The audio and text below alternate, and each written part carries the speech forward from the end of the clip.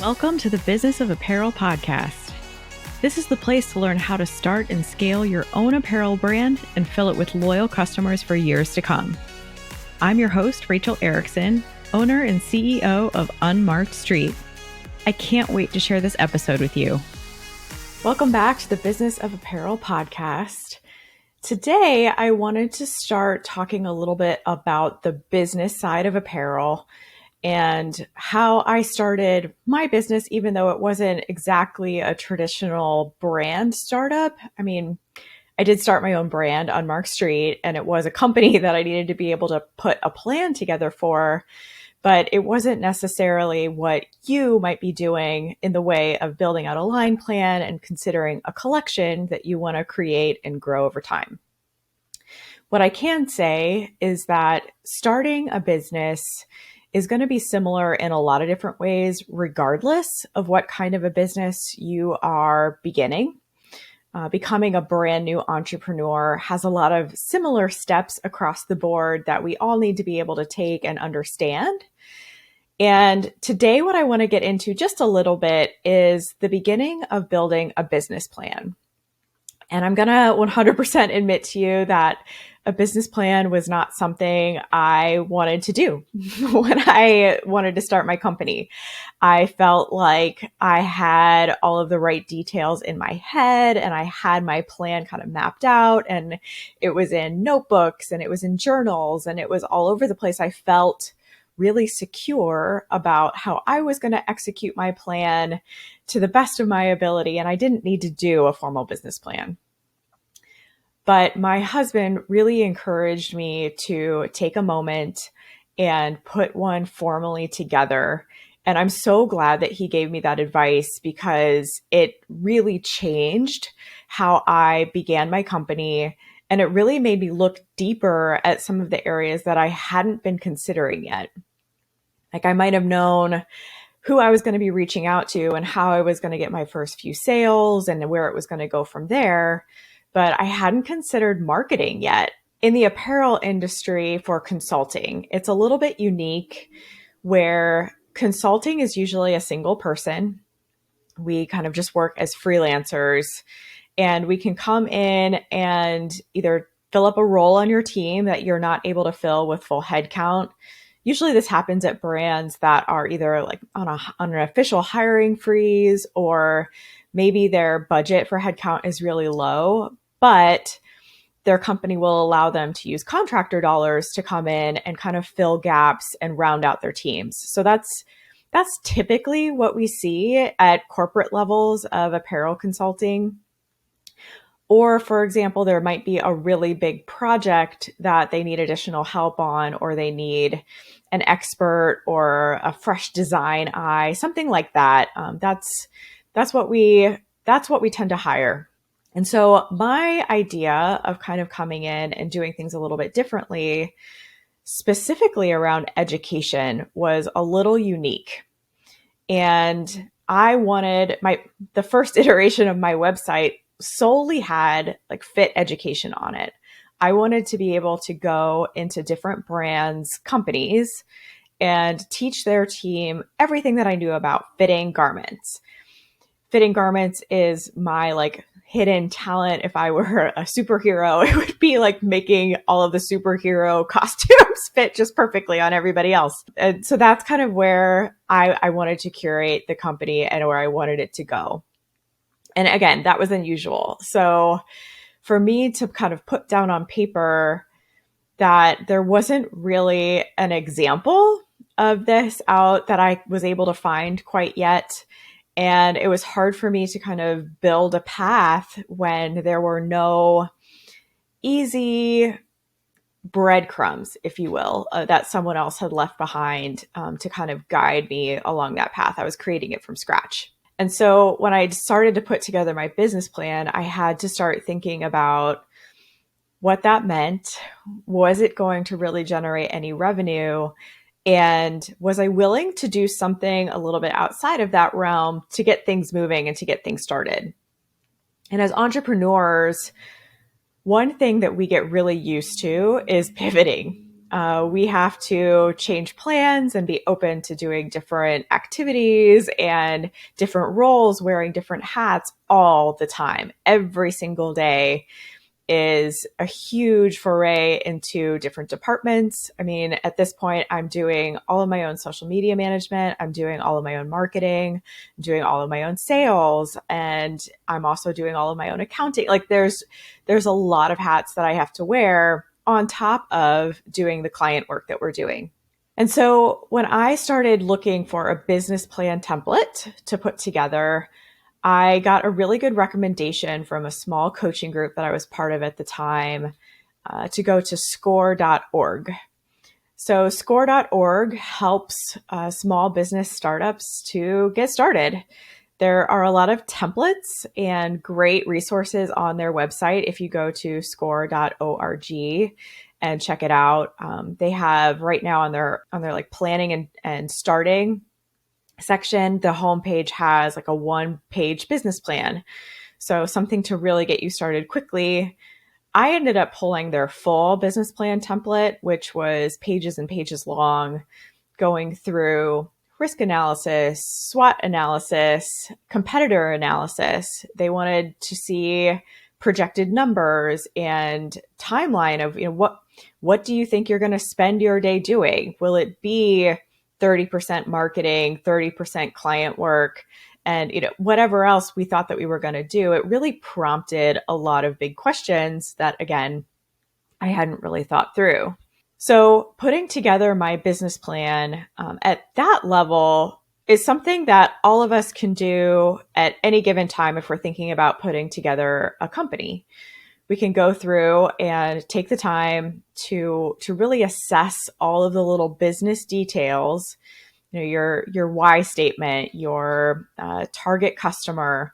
All of those are super important to know before you even get started, so that once you hit the ground running, all of that is already figured out and you're not spending months trying to decide who to market to, who to sell to, and how to grow your company and how to make money really as soon as you get started. You want all of those pieces to start naturally coming as soon as you launch the brand. So I want to say this process took me about 6 months. I had been thinking about starting Unmarked Street since December of 2019. And it was kind of on my heart for a really long time. In 2020, when COVID hit, I ultimately decided to hit the brakes on doing anything with Unmarked Street. It felt like a really poor time for me to launch a brand. The apparel industry was seeing a ton of layoffs. People were having a really hard time getting a job. And to be honest with you, I felt at the time like it was a really selfish decision of me to come in, quit my job, and then go out and try to grab those jobs that those other people needed. And while I've gotten some key feedback on that feeling over time, that's just how I felt at the time. And so I wanted to pause and kind of allow the industry to correct itself a little bit before I went out trying to grab roles and trying to get into these companies that also needed to hire good people or had just done layoffs. And so that delayed my process quite a bit. But in the spring of 2021, I was hitting kind of my peak burnout period. And this is when, like I said earlier, my husband and I really started talking about me launching Unmarked Street in 2021 and what did I need to do to feel like I could do that. And so I think it was the spring of 2021 when I went to score.org and started looking at their business plan templates and putting things together. Now, I was working a very stressful and demanding 9-to-5 job. I mean, it was anything but 9 to 5. We worked long hours. I was constantly in meetings or constantly doing one of my 4 or 5 roles at the company. And it was exhausting. I was exhausted and burnt out all the time. So for me to then spend my nights and weekends building a business plan was difficult. I was just tired a lot and didn't have the energy to put into it. Even though I was excited about it, I was just zapped. So for me to say that it took me 6 months, I don't want to scare anybody that it needs to take that long, because I really took my time. I had to. It was a slow process for me because of the state of work that I was in. And so for anybody who's really motivated and feeling energized and ready to go, I think it could take a lot less time to put together a solid business plan and know where to go from there. I want to mention some unique things, though, about building a business plan for the apparel industry. So after you build out your marketing plan and your target avatar customer and all of those great business details, what you want to then start looking at is your apparel line and your apparel garments in particular. And this should start from a simple line plan template, kind of start with naming a few of the products that you want. And they don't have to be specific names. It can be, I want to create a t-shirt, and I want to create a dress shirt, and I want to create a skirt, and I want to create a legging, or whatever it is that you want to put forward into the first part of your line. Most people will put a lot of product on an initial line plan. I'll even say, when I put together my line plan for RTQ Apparel, it had 7 different pieces on it. And there were 7 different pieces that are part of my travel uniform that are really important to me to wear every single time that I fly. And so all of them went on that list. And it was key for me to do that up front, though, to understand if I could even develop all 7 of those styles, or if I needed to start smaller. I would say 98 times out of 100, we find out that we need to start smaller. And so that's why I am encouraging you to do this portion of your business plan. So once you name a few items and you kind of have your little list of items that you want to put into your collection, you want to then start considering where you would manufacture. So I ended up manufacturing in the USA for my first production run of RTQ Apparel. And there are a few key reasons for that. Number one is that transit and transportation is really short and cheap if I manufacture in the same state that I live in. So I did my manufacturing in LA. I live in Northern California. And so FedEx shipping fees were low, and I was able to get everything pretty quickly. So that was number one for me, was I understand how long shipping and tracking and all of that stuff can take in the apparel industry. And so that was number one. Number two was lower minimum order quantities. A lot of the development houses in the US are willing to work on lower minimums because they're working with smaller brands, and they understand also that their costing is going to be higher. I mean, just hands down, manufacturing in the US is going to be higher, especially if you're producing in California, where the minimum wage is $15 an hour or more now. I'm not even 100% sure. When I was looking, it was $15 an hour. And so you have to consider that you're paying people at least minimum wage, if not more, to produce your garments, develop them with you, and then end up manufacturing them. So all of that kind of goes into play. For me, I was willing to pay a little bit more per garment to get the lower MOQs, because I also didn't know how the items were going to sell, right? Like, if I don't want to have 1,000 units of a shirt sitting in a warehouse or sitting in my office and they don't end up selling, when I could just have 100 of them. And instead of having to figure out how to sell 1,000 units, I just have to figure out how to push through 100. And that felt a lot more comfortable to me to proceed with. So once you understand where you want to manufacture, and in order to find this out, you can either do some of your own research online, but essentially you might need to contact a professional or a sourcing manager or someone who could help you with this information. I'm happy to give out some great recommendations on factory partners that I would highly recommend, whether they be in the US or overseas.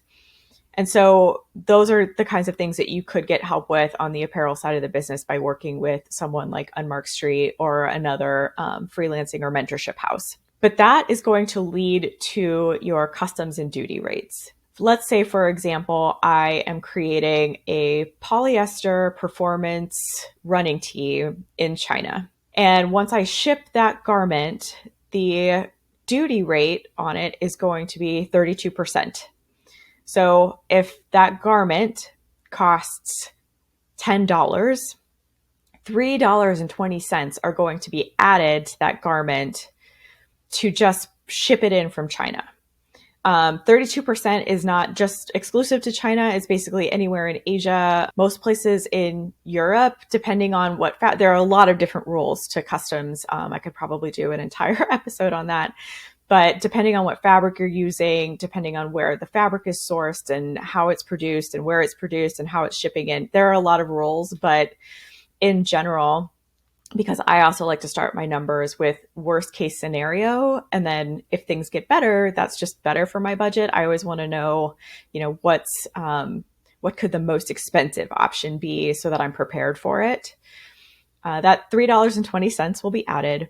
And then also to ship in from China right now, we have an additional tariff of, I believe it's still 7%. So that gets tacked on as well. That doesn't include your actual shipping fees. So if you're shipping by air, you're going to be paying quite a bit more to put that garment or those garments on a plane. Whereas you could ship by sea, but that will take more time. So that all ends up going into your calendar and when you want to launch, et cetera, et cetera. So figuring out your duty rates and figuring out your shipping rates by getting an average or getting someone to help you figure out what those might be on an average or as an estimate upfront is going to be really important so that you can figure out what your target price per garment is. Now, what you will end up doing when I work with clients on their initial line plan sheet like this, we make their list of styles that they want to make. We determine where they're going to manufacture. I help them figure out the typical duty rates for that type of a garment in the fabric that they're thinking from that country into the US. We also then estimate out the shipping costs and kind of put this all into an Excel sheet formula where we can then put in some competitor research and understanding. So that's while I'm kind of doing the shipping and customs research, they're starting to do some competitor analysis to understand what they think they could sell those garments for.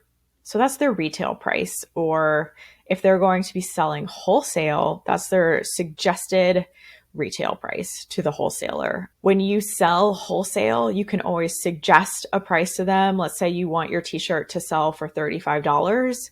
It is ultimately up to them to decide, though, what that garment sells for. If they want to sell it at 40 or if they want to sell it at 20, that ends up being up to them. And that will help to determine your wholesale price to them. They might need to make or want to make a 50 or 60% more margin on the garment once they sell it at their retail price. And so negotiating all of that can be really tricky, but that's another element to understand when you're building out this initial line plan, is whether you want to sell direct to consumer as a retail price, like on your website or at your own store, or are you planning on selling wholesale to like a running shop or to a Macy's where you sell to them and then they sell to the customer. So all of these numbers essentially go into a spreadsheet to spit out your margin percentage. Now, margin percentage tells us a really good story about that garment. It helps us to understand essentially whether it will be a success in your line or whether it will be a loser in your line. Anything below a 30% margin, when you plug in all of your numbers, is ultimately going to cost you money. The amount of time that it takes to develop that piece, manufacture that piece, pay people to do that work, even if that person is you, anything below a 30% is just not going to be a genuine profit for you at the end of the day. I've been doing this costing analysis for a decade now, and I have never seen an item below 30% really return profits. It just doesn't happen. When you add in all of the team member salaries, and all of the little bits and bobs that go into the daily work of creating that product is just not worth it.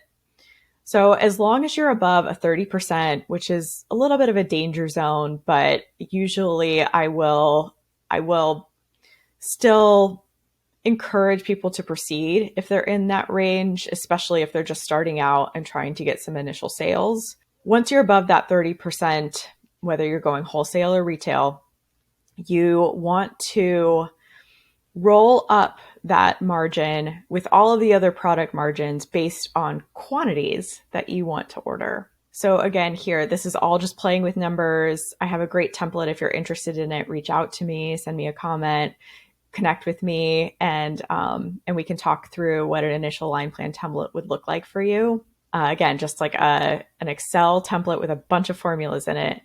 And this units to buy ends up being one of the most key pieces, right? So let's say you only want to order 100 pieces of the t-shirt that you're making, but you think you can sell through 500 pieces of a skirt. So that is going to be really important in your weighted margin. Your t-shirt margin isn't going to account as much to your bottom line as those 500 units of skirts. So you want to be able to pull that in to your bottom line margin for the entire collection. That's something that we want to look at to make sure you're hitting at least 50%. Usually on a wholesale business, we want to see 50% or higher. On a direct to consumer line sheet, we want to see 65% or higher. And what that does is it allows you to take your direct to consumer product and typically sell it at wholesale and still be in the healthy number range. So it gives you flexibility if you're in those margin ranges. And that's where you then start to see genuine profits for your company. If you can make the numbers work up front for all of the pieces that you want to build in your collection, understanding where you want to manufacture, how much it's going to take to ship, what you want to sell it for, and then how many units you think you want to buy to then ultimately sell, what we can start to do is, number one, understand how much is it going to cost you to create all of those garments. So every single garment is going to have a cost that you're going to have to pay. You're going to have to buy fabrics. You're going to have to buy trims. If you're working with a US factory, most likely they're just going to give you a price to sew the garments. And then you're going to have to buy your own fabrics and trims. All of that needs to be built into your costing so that you know, okay, I've saved $25,000 and that's all I can spend. Well, once we start to look at how many of those t-shirts and skirts you want to buy against how much money you have up front, that's where we really start to whittle the line down. Okay, what are your most important pieces to launch first so that we're not going over budget and you're not having to worry about looking for loans or investors right up front. It's really, really hard to get business loans and to get investors to look at your line if you're not already developing, producing, and selling those garments and have numbers to back up why they would want to invest in you or why that bank should give you a loan.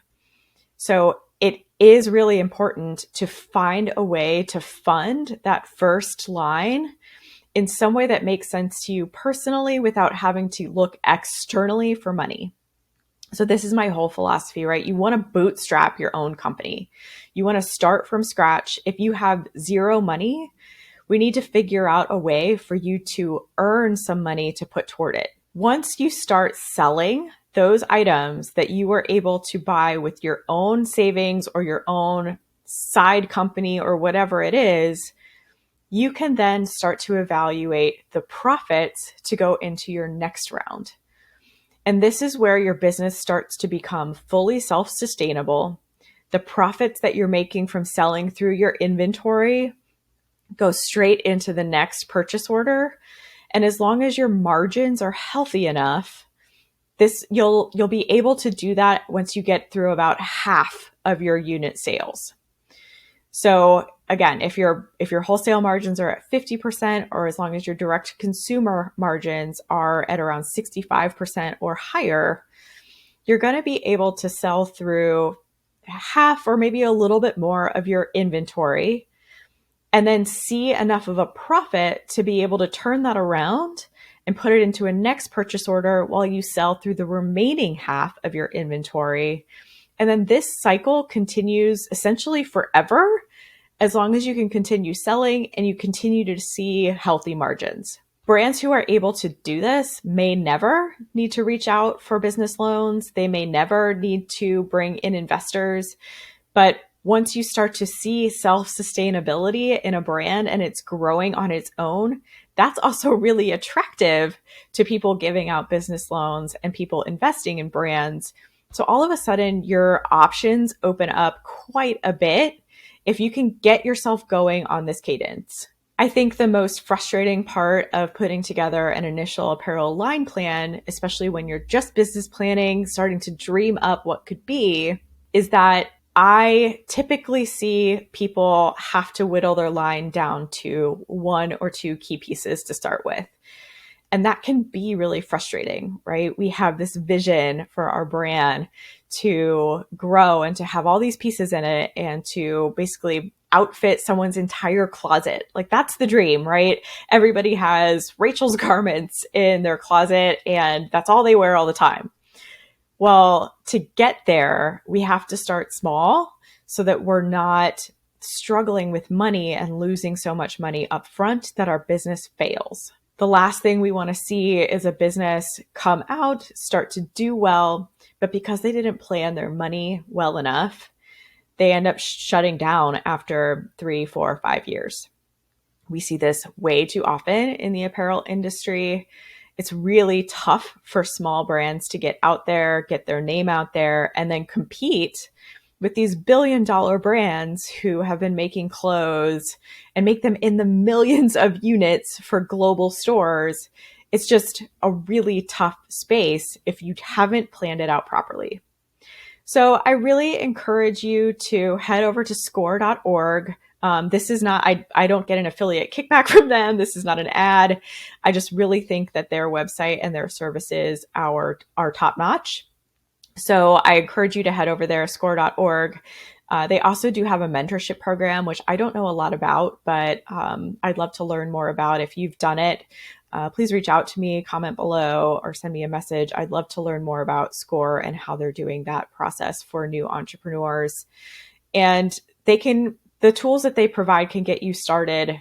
I really encourage you to take the time to think through your business plan, know all of the steps, figure out what your first year should look like, not just what's the dream scenario. You should put that on paper too, but what's the realistic scenario? What do you think will happen in the worst case scenario? Like, let's say you sell through 0 units in the time that you really needed to. What's your plan? What are you going to be able to do? Do you have other money that you're saving? Do you have something else that you're doing on the side to be able to bring in extra money? There are a lot of different items to work through. And if you need help, please reach out to me at unmarkedstreet.com/contact. I would love to help you with this part of the process. It's one of the most inspiring and fun parts of the process for me to see. I really encourage you to go get the help that you need so that your dream can come to life, your brand can be born, and you can step into the reality of what this could look like for you. Thank you so much for listening to the Business of Apparel podcast. I would so appreciate hearing your thoughts on the show. And if you know someone who could benefit from it, please share it with them. My biggest desire is to help other apparel professionals understand the nuances of our industry so we can all work toward making better product for a better world. If you would like to connect further, I'd love to invite you to send me a message through my website, unmarkedstreet.com, where I do weekly trainings through my video channel, a monthly newsletter, and offer so many resources to help you start and scale a profitable apparel brand.